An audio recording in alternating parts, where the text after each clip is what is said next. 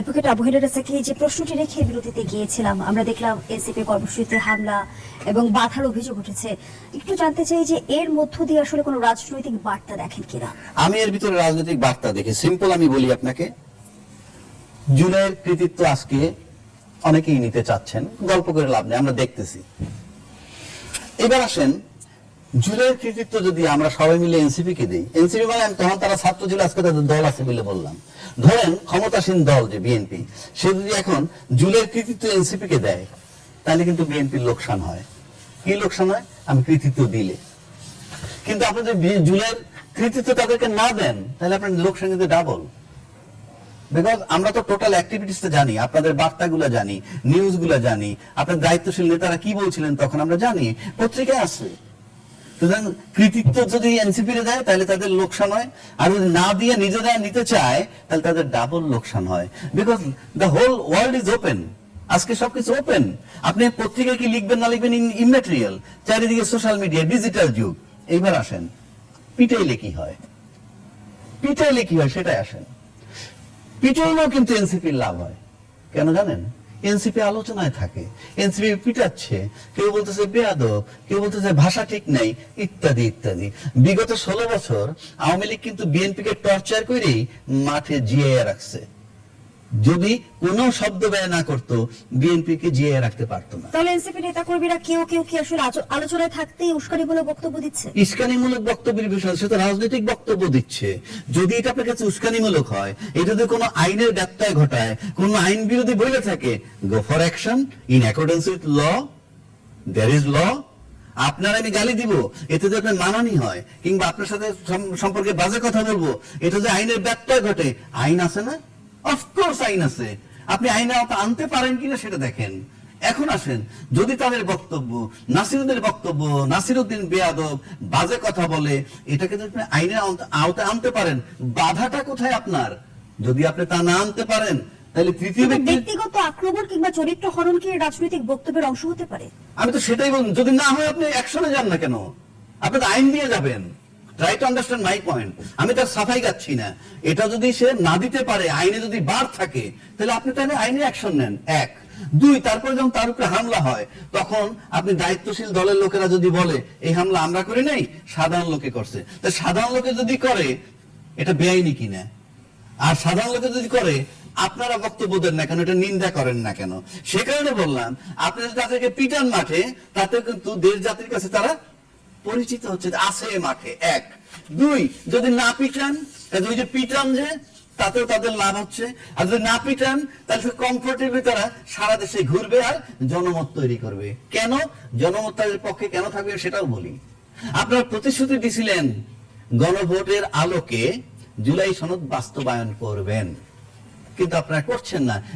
এই যে 15 বছরের যে প্রজন্মের যে 4 কোটি ভোটার, তাদের কিন্তু মাথায় আছে, তাদের মনে আছে। সুতরাং আপনি যদি মাঠে তারা যায়, সমাবেশ করে, রাজনৈতিক স্রোত তাদের পক্ষে আসবে। আর যদি টর্চার করেন, সেটা দিয়েও টিকে রাখবেন বোতই। অর্থাৎ আমি সিম্পল শেষ করে দিচ্ছি, আপনি যদি দেখেন একটা হাড়ির থেকে ফোঁটা ফোঁটা পানি ঝরে, রাত শেষে কিন্তু হাড়িটা খালি হয়ে যায়। আপনি এই এনসিপির জন্য মাঠে যেটা করা হচ্ছে, তাতে যদি ক্ষমতাসীন দল বা XYZ তাদের ফোঁটা ফোঁটা পানি ঝরে যায়, হাড়ি খালি হয়ে যেতে পারে। আবার এতে যদি ফোঁটা ফোঁটা করে এনসিপি গেইন করে, হাড়ি ভরে যেতে পারে। সুতরাং আপনাকে চিন্তা করতে হবে আপনি কি করবেন। গণতন্ত্রকে গণতন্ত্র দিয়ে মোকাবেলা করতে হবে, গণতন্ত্রকে মারামারি করে মোকাবেলা করতে হবে। আজিজ হামলার শিকার হওয়ার পর নাসিরুদ্দিন পাটোয়ারি বলেছেন, শেখ হাসিনা আমাকে রিমান্ডে নিয়েছিল, তাকে দেশ থেকে তাড়িয়েছি। তারেক রহমান, আপনিও বড় ভুল করেছেন, এজন্য আপনাকে কাফারা দিতে হবে, এমন কাফারা যা আপনি কল্পনাও করতে পারবেন না। আপনি আমার ব্যক্তিগত রক্ত ছড়িয়েছেন, আমি এটাকে ব্যক্তিগতভাবে নিয়েছি। এই যে এনসিপি নেতাকর্মীদের বক্তব্য কিংবা বিবৃতি, সেটি কি আসলে কতটুকু রাজনৈতিক, কতটুকু উস্কানি দেবে? না, প্রথমে এই প্রশ্নেরই বলি, ধরেন এখন তাকে গ্রেফতার করা হলো, তারপরে তখন রাজ্যের বাইরের মতো মানুষ করে বিচার করলো না কেন? বিচার তো নাই। এখন তো আইনের শাসন, সুশাসন তো তৈরি হয় নাই। যদি আইনের শাসন তৈরি হয়ে থাকে, তাহলে জুলাই সনদের উপরে তো রায় দিচ্ছে সুপ্রিম কোর্ট, সেটা কেন মানেন না? সেটা মানেন না কেন? আবার কথা হলে একটা মানবেন আর একটা মানবেন না, তা তো হবে না। এই নাসিরুদ্দিন পাটোয়ারি, হাসনাত, সাজিদ, এদেরকে রাজনীতির থেকে এলিমিনেট করা উচিত। এলিমিনেট করা, কারণ এরা দুর্বৃত্ত, এরা কোনো রাজনৈতিক ভাষা জানে না, এরা কোনোভাবেই, আপনি বলেন তো দেখি তারেক রহমানের ব্যক্তিগত, তার মেয়ে নিয়ে, তার ওয়াইফ নিয়ে ব্যক্তিগত কথা বলে, তাদের জন্ম নিয়ে কথা বলে, আপনি বলেন আর্মির সেনা প্রধান তার দাঁড়িয়ে রাখছে, বুড়া বয়সে দাঁড়িয়ে ধরে ভীমমূর্তি ধরছে, এটা কি সেনানিবাস উড়াই দিতে চায়, এগুলো কি?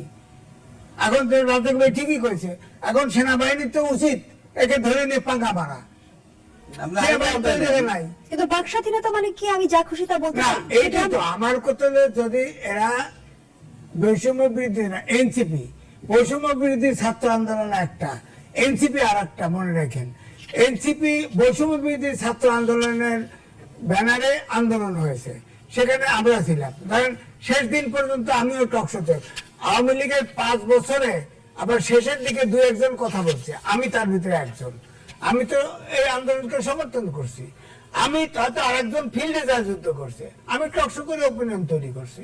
তো আমার কথা হচ্ছে সেটা তো একটা জনযুদ্ধের মতোই ছিল, সেখানে নারী পুরুষ শিশু সব মারা গেছে, সব মারা গেছে। বৈষম্য বিরোধী ছাত্র আন্দোলন, তারা যদি ধরেন নেপালের মতো আন্দোলন করে তারা যদি অরাজনৈতিক থাকতো, প্রেশার গ্রুপ হিসেবে থাকতো, তাহলে কিন্তু অবশ্যই দেশে কাজে আসতো।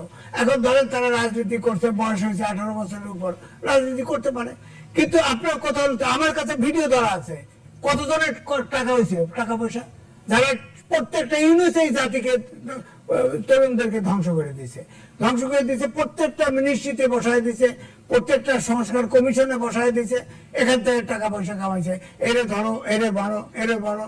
এখন শুরু হয়েছে রাজনৈতিক দলের নেতাগুলোকে হ্যারাস করা, নানাভাবে থ্রেট করা, এবং সেনাবাহিনীর প্রধান পর্যন্ত থ্রেট করা। এগুলো কি? অস্ত্র আছে, অস্ত্র চলে না কেন?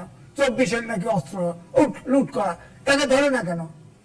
পাটোয়ারিকে ধরা উচিত, এই অস্ত্র 24-এর অস্ত্র গেছে কোথায় সে যে বলছে, তাকে ধরে গ্রেপ্তার করে না কেন?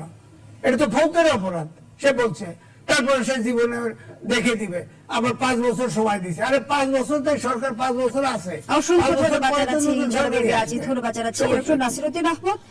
যেমনটি এনসিপির আহ্বায়ক নাহিদ ইসলাম বললেন, দেশের বিদ্যমান রাজনৈতিক ও অর্থনৈতিক সংকট মোকাবেলায় জাতীয় ঐক্যের বিকল্প নেই। এই মুহূর্তের রাজনৈতিক বাস্তবতায় জাতীয় ঐক্যের মূল বাধা আসলে কি? মূল বাধা আমি যেটা মনে করি সেটা হচ্ছে যে আমার স্বার্থ আমি কতটুকু বিসর্জন দিব জাতির স্বার্থে, এইখানে হলো কথা। যে আমি সবার আগে কি আমার দেশকে আর সত্যি আমি চাই, সবার আগে কি আসলে সত্যি একটা সুন্দর বিচার ব্যবস্থা চাই, একটা সুন্দর দুর্নীতি দমন কমিশন চাই, সুন্দর একটা যেটা বাংলাদেশ কর্ম কমিশন যেটা আছে সেটা চাই। এই ভাবনাগুলোকেই আমি যদি এই প্রশ্নগুলো সামনে নিয়ে আসি, তাহলে দেখা যাবে যেটা সবচেয়ে বড় বাধা হলো এইটাই, স্বার্থের দ্বন্দ্ব। আমি সবার আগে আমার নিজের স্বার্থ যদি দেখি, আমি যদি তারপর আমার দলের স্বার্থ দেখি, তারপর ওই দুইটা স্বার্থ উদ্ধার হওয়ার পরে যদি কিছু বাকি থাকে তাহলে আমি দেশের কথা বলবো, দেশের মানুষের কথা বলবো। এটা যদি মনোবৃত্তি হয় তাহলে কখনোই জাতীয় ঐক্য হবে না। জাতীয় ঐক্য হবে না। জাতীয় ঐক্য একটা আঙ্গুলের হিলানিতে হয়ে যায়, একটা শব্দের উপর একটা জাতীয় ঐক্য হয়ে যায়। কক্রোচ একটা শব্দ দিয়ে একটা জাতীয় ঐক্য হয়ে গেছিল, রাজাকার বাচ্চা শব্দের উপর হয়ে গেছে। এগুলো জাতীয় ঐক্য করার জন্য একটা গ্রাউন্ড লাগে, আমরা তো সেই গ্রাউন্ডটাই তৈরি করতে পারছি না। আমরা সেই গ্রাউন্ডটা তৈরি তো করতে পারছি না, এবং শুরুতেই যে বক্তব্য দিয়ে শুরু করেছিলাম, ডিভাইড এন্ড রুল, খালি এতে মধ্যে লাগাই দাও, ঝগড়া লাগাও, ঝগড়া লাগাও। খেসারত দেখেছি, তারপর আমরা কেন শিক্ষা নেই না? শিক্ষা নেই না, এটাই তো আমাদের কথা হচ্ছে সবচেয়ে বড় সমস্যা হলো যেটা, যে আমাদের এখন খুব অল্পে আমরা আমাদের কেনা যায়, আমাদের জাতীয় চরিত্র, এটা একটা সমস্যা আছে একদম পূর্বপুরুষের পক্ষ থেকে এখানে আছে, অতি অল্পে আমরা বিক্রি হয়ে যাই। 2 নম্বর হচ্ছে যে আমাদের ইতিহাসগুলা যেটা পড়ে আমাদের তরুণ প্রজন্ম শিখার কথা, আমাদের শিক্ষা নেওয়ার কথা, সেই ইতিহাসগুলাই বিকৃত হয়ে যায়। ইতিহাস আন্তর্জাতিকভাবে এটা স্বীকৃত যে ইতিহাস লেখা হয় বিজয়ীদের হাত ধরে, বিজয়ীদের বয়ানে ইতিহাস লেখা হয়, আর আমাদের দেশে ইতিহাস লেখা হয় হলো তোষামোদের বয়ানে। কে কতটুকু লেখে আমি নিজের গেইন করতে পারবো, সেই তোষামোদের কারণে যখন ইতিহাস লেখা হয় সেই ইতিহাস থেকে আমরা আসলে শিক্ষা নিতে পারি না।